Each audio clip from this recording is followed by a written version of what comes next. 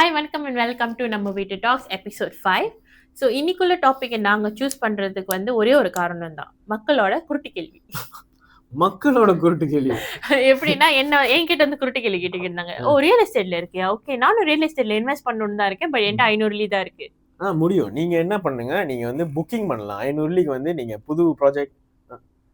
Advertisement இல்ல, podcast. Sir இங்க வாங்க. இது உணர்ச்சிவசப்பட்டேன், சாரியா. ஸோ என்னன்னு கேட்பாங்கன்னா, என்கிட்ட வந்துட்டு 500 தான் இருக்கு, எனக்கு லோன் எடுக்க வேணாம், என்கிட்ட லட்சக்கணக்கில் இன்வெஸ்ட் பண்ணாம நான் ரியல் எஸ்டேட்ல இன்வெஸ்ட் பண்ணணும் அப்படின்வாங்க. எனக்கு அதை பார்த்துட்டு லேகோ விற்பான், அதை நீங்க வாங்கிக்கலாம். அதான் எனக்கு அப்படி பார்த்துட்டு, ஆனா அந்த டைம்ல வந்து எனக்கு ஸ்ட்ரைக் ஆகல, அதுக்கப்புறம் தான் ஸ்ட்ரைக் ஆனிச்சு. ஸோ இந்த டாபிக் பத்தி நம்ம பேசுவோம். நிறைய பேருக்கு இதை பத்தி தெரியலன்னு சொல்லி தான் இந்த டாபிக் நான் சூஸ் பண்ணிருக்கேன். அப்படி என்ன டாபிக் சொல்லுங்க. ஸோ இன்னைக்குள்ள டாபிக் என்னன்னா ரீட்ஸ். ஆமா, நான் கேள்விப்பட்டிருக்கேன் ரீட்ஸ் பத்தி. ஸோ ரீட்ஸோட ஃபுல் ஃபார்ம் என்னன்னா ரியல் எஸ்டேட் இன்வெஸ்ட்மெண்ட் ட்ரஸ்ட். நீங்க வந்து இப்ப தமிழ் படம் பார்த்திருக்கியா? சிவா நடிச்ச தமிழ் படம். அதுல வந்து ஒரு பாட்டு வரும். அந்த பாட்டுல ரவலி கிளம்பி என்ன மாதிரி பாட்டு இது? எல்லாத்துலயும் திடீர்னு சிவா மாச்சரி, சிவா மால் அதெல்லாம் வரும். எஸ், அது வந்து ஆக்சுவலி ரியாலிட்டில நம்ம பண்ண முடியும். ரியலி அது எப்படி பண்றது தான் இந்த ரீட்ஸ்ல வந்து நம்ம பேச போறோம். சோ இன்னைக்குள்ள டாபிக் இது இன்ட்ரெஸ்டிங்கா இருக்க போகுது. சோ நீங்க பார்க்கணும்னு நான் ஆசைப்படுறேன். சரி, நீ ரொம்ப குழப்ப, நான் வரேன். ஸோ ரீட்ஸ் என்னன்னா, இப்போ ஒரு கம்பெனி இருக்கு, பெரிய கம்பெனி, நிறைய இன்கம் ஜெனரேட்டிங் ப்ராப்பர்ட்டிஸ் வச்சிருப்பாங்க. மால்ஸு, ஹோட்டல்ஸ், அப்புறம் யூனிவர்சிட்டிஸ், இந்த மாதிரிலாம் சொல்லும் போது உங்களுக்கு கண்டிப்பா தெரியும் சன்வே அந்த மாதிரி வச்சிருக்காங்க. சன்வே இருக்குல்ல. ஸோ ஃபார் எக்ஸாம்பிள் சன்வே அந்த மாதிரி வச்சிருக்காங்களே, அவங்க என்ன பண்ணுவாங்கன்னா, ஒரு ஆள் பேர்ல அதை செய்யறதுக்கு பதிலா நிறைய பேர்கிட்ட இருந்து காசு வாங்குவாங்க. Crowd funding. ஆனா அதுக்கு பேர் இன்வெஸ்டர்ஸ். கிரவுட் ஃபண்டிங் வந்து ரொம்ப ஜெனரலா இருக்கும். இன்வெஸ்டர்ஸ் சொல்லி நீங்க வந்து அந்த ரீட்ஸ்ல வாங்கலாம். ஸோ நம்ம என்ன பண்ணுவோம்னா, நீயோ நானோ வந்து ஷேர்ஸா வாங்குவோம். அதை ஓகே, ஷேர்ஸா வாங்கி நம்மளும் இன்வெஸ்ட் பண்ணுவோம். ஸோ இப்போ லெட்ஸ் சே ஒரு பில்டிங், அதாவது சன்வேயோட பில்டிங் ஏறுதுனாக்கா நம்மளோட அந்த ஒரு செங்கக்கல்ல வந்து நம்ம பேர் இருக்கும். அந்த மாதிரி ஷேர்ஸ் நீங்க வாங்கி வச்சுக்குவீங்க. அதுதான் ரீட்ஸ். இன்னொரு எக்ஸாம்பிள் வந்து பெவிலியன். இப்போ பெவிலியன் ரீட்ஸ்ன்னு இருந்துச்சுனாக்கா, மால்ஸ் தான் நமக்கு வாசி அவங்களோட இது. ஸோ நீங்க அந்த ஷேர்ஸை வாங்கி வச்சுக்கிட்டீங்கன்னாக்கா நீங்களும் வந்து ஒரு குட்டி ஓனர். ஆமா, நானும் கேள்விப்பட்டேன். ரைட்டு, அது ஒன்று இருக்கா? ஓகே. ஸோ இப்போ இந்த ரீட்ஸ் எல்லாம் வாங்குறீங்களே, எப்படி நம்மளுக்கு காசு வரும்னு கேட்பீங்க.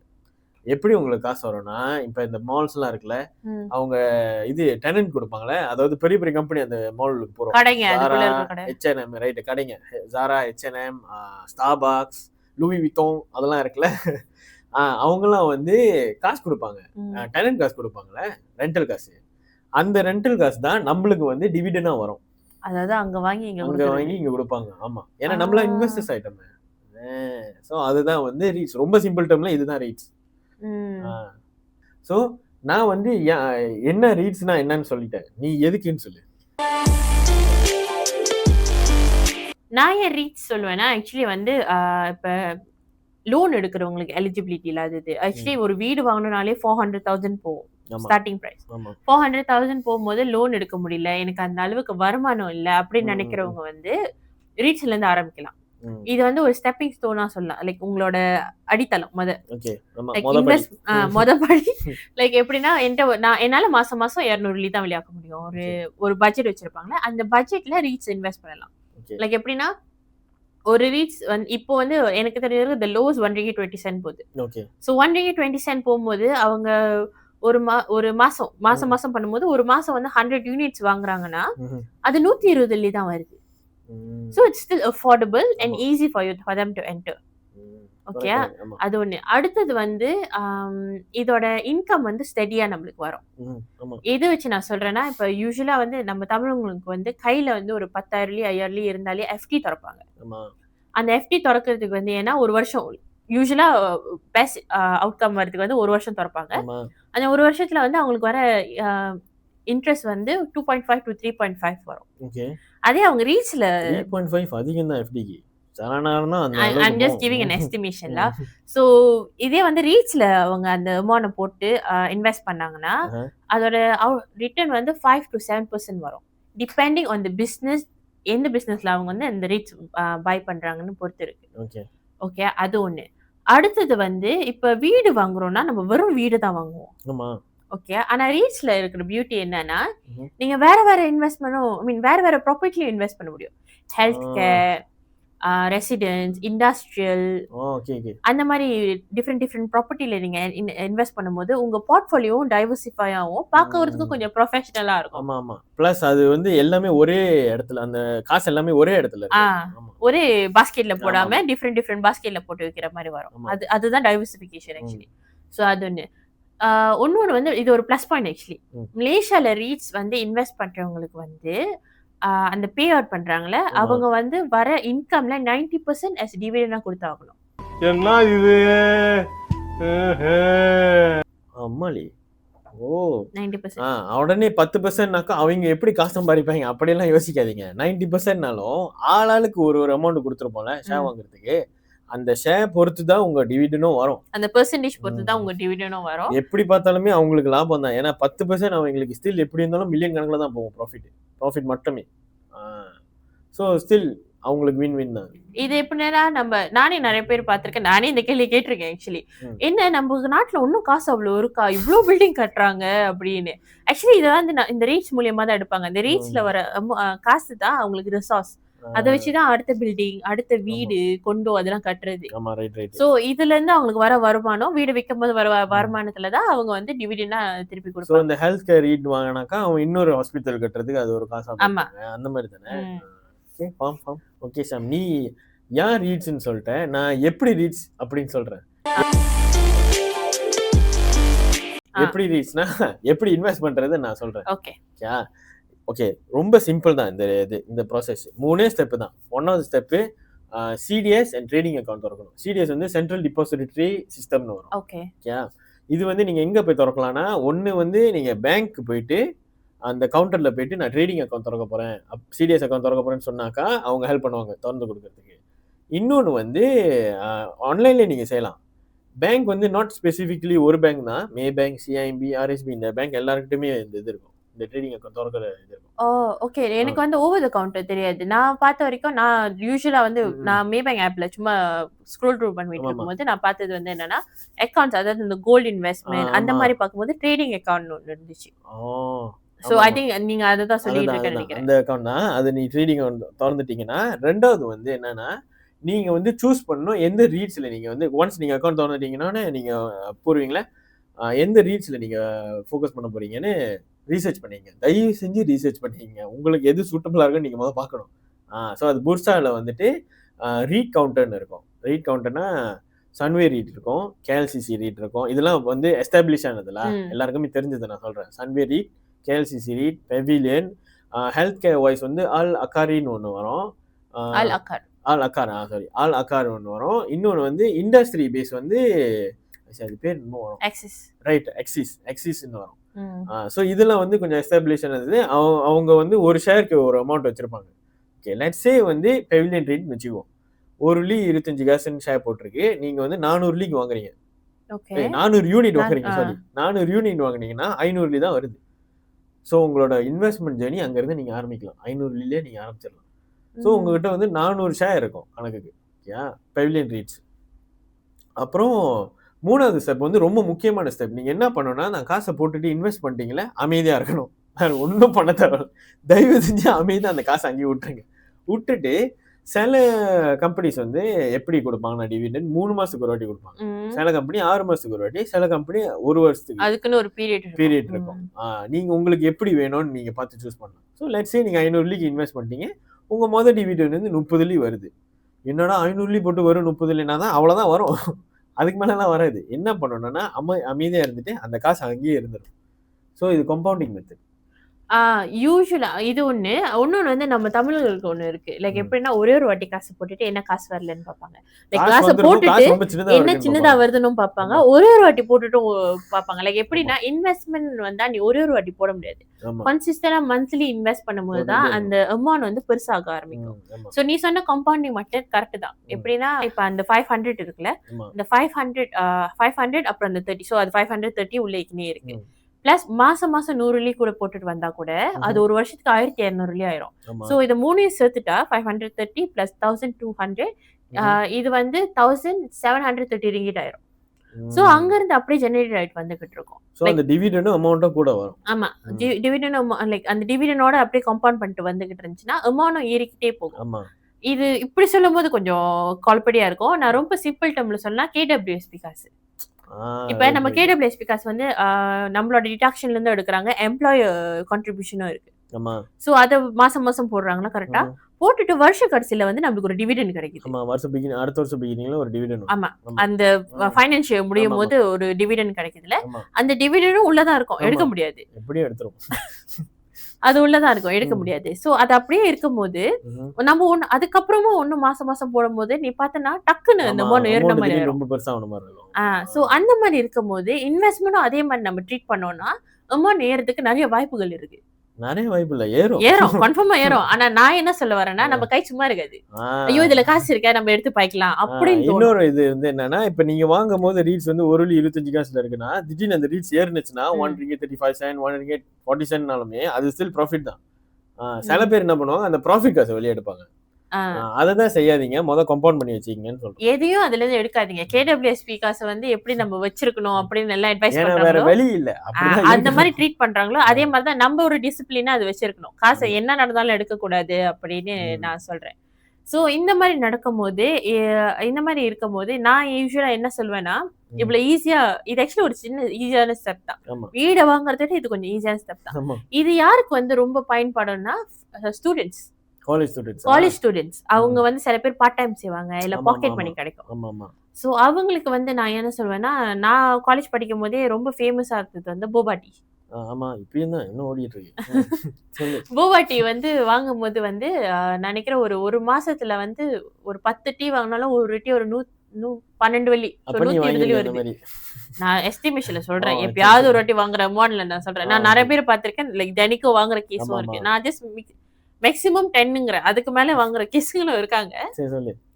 சோ அந்த மாதிரி வரும்போது 120 வெள்ளி, அந்த 120 வெள்ளி அந்த ஸ்டூடெண்ட் வந்து தூக்கி ரேட்ஸ்ல போட்டு இன்வெஸ்ட் பண்ணா கூட அவங்களுக்கு வந்து லைக் மாசம் மாசம் வந்து அது ஒரு போர்ட்ஃபோலியோ ஆயிரும். ஒண்ணு வந்து அவங்களுக்கு வந்து ரியல் எஸ்டேட், அதாவது வேலைக்கு போறதுக்கு முன்னாடி ரியல் எஸ்டேட்ல இன்வெஸ்ட் பண்ண எக்ஸ்பீரியன்ஸ் இருக்கும். பிளஸ் படிச்சு முடிச்சதுக்கு அப்புறம் வேலைக்கு போறது கொஞ்சம் டைம் எடுத்துச்சுன்னா அவங்க அதையும் ஒரு இன்வெஸ்ட்மெண்ட் பாய்க்கலாம். ஐ மீன் இன்வெஸ்ட்மெண்ட் சொல்ல முடியாது, இல்ல செலவுக்கு பாய்க்கலாம். ஒண்ணு லைக் எமர்ஜென்சி ஃபண்ட் மாதிரி பாய்க்கலாம்.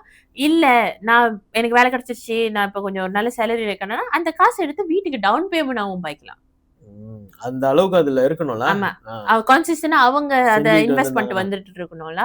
சோ அததான் நான் அட்வைஸ் பண்ணுவேன். சோ ஸ்டூடெண்ட் லைக் இப்ப வந்து நான் சொன்ன மாதிரி எலிஜிபிள் இல்லாதவங்க, ஸ்டூடெண்ட்ஸ் அந்த மாதிரி எல்லாம் வந்து ரீட்ஸ் வந்து இன்வெஸ்ட் பண்றது ரொம்ப நல்லா லைக் ஒரு நல்ல வாய்ப்புன்னு நான் சொல்லுவேன். ஒரு நல்ல என்ட்ரி பாயிண்ட், நல்ல எக்ஸ்பீரியன்ஸ்னு நான் சொல்லுவேன். அதனாலதான் நான் அவங்கள வந்து இது பண்ணணும் ரெக்கமெண்ட் பண்ணுவேன். ஏன் காலேஜ் ஸ்டூடெண்ட்ஸ்ல இருந்து சொல்றேன்னா, யங் ஏஜ்ல இருந்து செஞ்சா அது நீங்க பெருசா நீங்க வளர அந்த காசும் வளரும். ஆமா அந்த காசும் வளரும். பிளஸ் உங்களுக்கு வந்து அது வந்து ஒரு வகையான டிசிப்ளின் கூட சொல்லலாம். நம்மளுக்கு ஒரு இடத்துல காசு இருக்குன்னு தெரிஞ்சும் நம்ம போய் எடுக்காம அது வரும்போது அது உங்களுக்கு ஒரு ஹேபிட் ஆயிரும். இன்வெஸ்ட் பண்றது ஒரு ஹேபிட் ஆயிரும். இன்வெஸ்ட்மெண்ட் ஆனாலே ஒரு ரிஸ்க் வரும். கன்ஃபார்ம். ஏன்னா நம்ம வாழ்றோம்னாவே ரிஸ்க் இல்லாம வாழ முடியாது. பிறந்தாலே ரிஸ்க் ஆரம்பிச்சிருச்சாங்க. நம்ம வந்து 5 வயசுல இருந்து வளருவோமான்னு கூட நமக்கு தெரியாது. அது ஒண்ணு. சோ எந்த விஷயம் நம்ம வாழ்க்கையில செய்யறோம்னாலும் ரிஸ்க் இல்லாம இல்ல. அதே மாதிரிதான் ரீட்ஸ்ல இருக்கு. ஆனா நான் ரீட்ஸ்ல என்ன பண்ணுவேன்னா, அந்த ரிஸ்க் அவாய்ட் பண்றதுக்கு வந்து யூசுவலா வந்து ரிசர்ச் பண்ண சொல்லுவேன். அதாவது ரிஸ்க் அட்லீஸ்ட் மினிமலா ஆக்குறதுக்கு கொஞ்சம் என்ன சொல்றது, கொஞ்சம் காஷியஸா இருக்கிறதுக்கு வந்து முதல் ரிசர்ச் தான் நம்ம பண்ணி ஆகணும். சோ நான் இதுல என்ன பார்க்க சொல்லுவேன்னா, எந்த டைம்ல நம்ம வந்து இந்த மார்க்கெட்டுக்கு என்டர் பண்றோம். ஒரு 2 மணி காலையில ஓகேயா?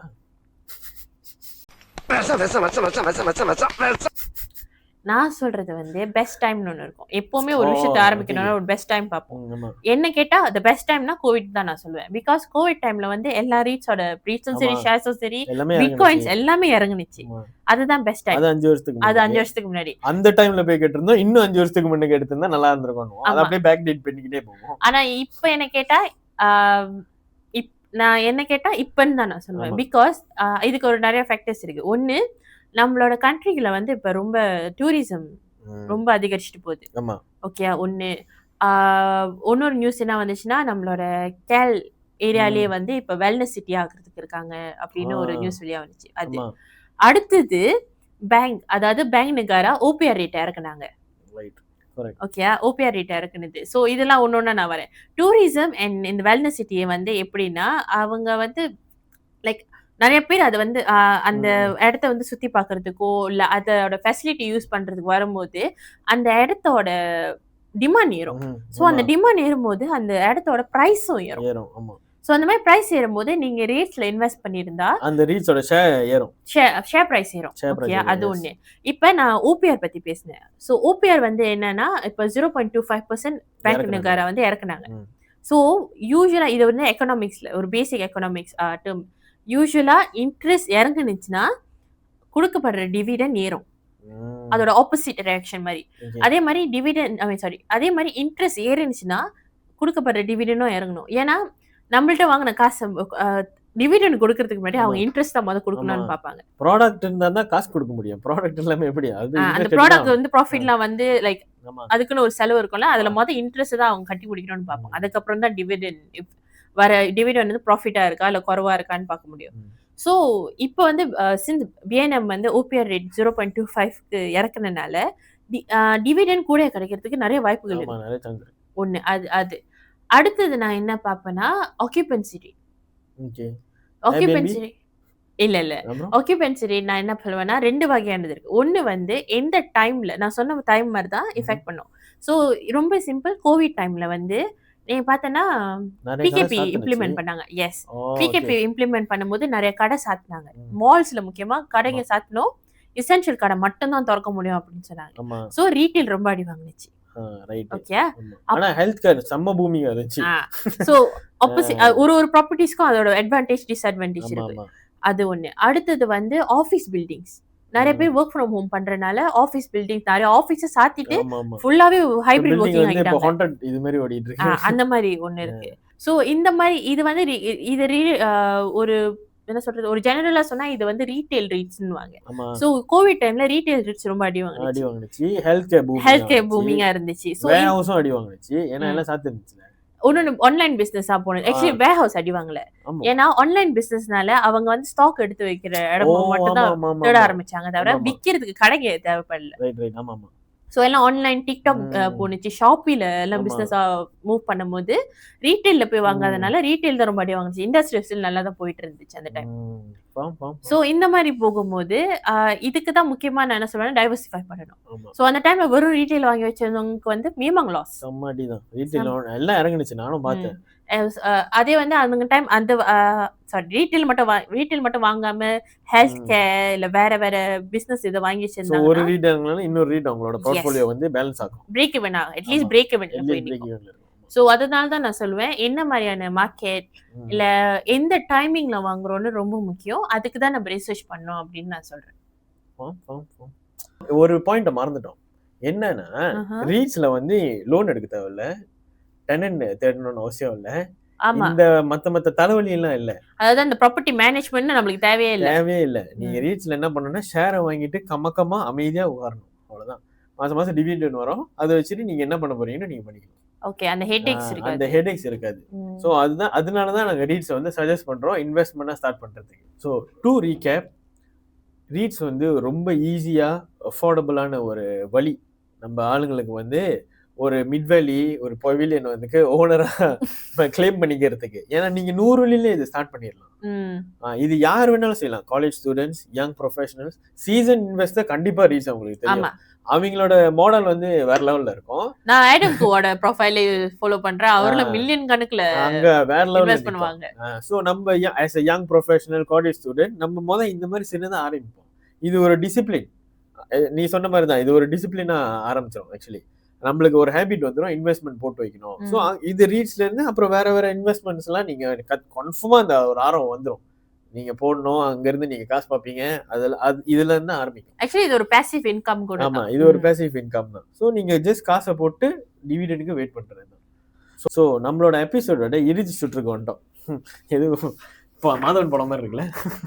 சரி, ஸோ இந்த எபிசோடு நீங்கள் என்ஜாய் பண்ணியிருந்தீங்கன்னா தயவு செஞ்சு உங்க ஃப்ரெண்ட்ஸ் அண்ட் ஃபேமிலிக்கெல்லாம் இதை ஷேர் பண்ணுங்க. ஏன்னாக்கா இது நிறைய பேருக்கு இந்த ரீட்ஸை பத்தி தெரியாது. ஆமா. ஸோ இது வந்து நிறைய பேருக்கு போய் சேரணும்னு தான் எங்களோட ஆசை. இந்த வீடியோவை ஷேர் பண்ணுங்க. இந்த வீடியோக்கு வந்து லைக் போடுங்க. அந்த மணி பட்டனை போய் தட்டுங்க. சப்ஸ்கிரைப் பண்ணுங்க எங்க சேனலுக்கு. இந்த மாதிரி நிறைய இன்ட்ரெஸ்டிங்கான டாபிக்கோட வந்து பேசுறோம். அடுத்த வீடியோ வரும் வரை காத்திருங்கள்.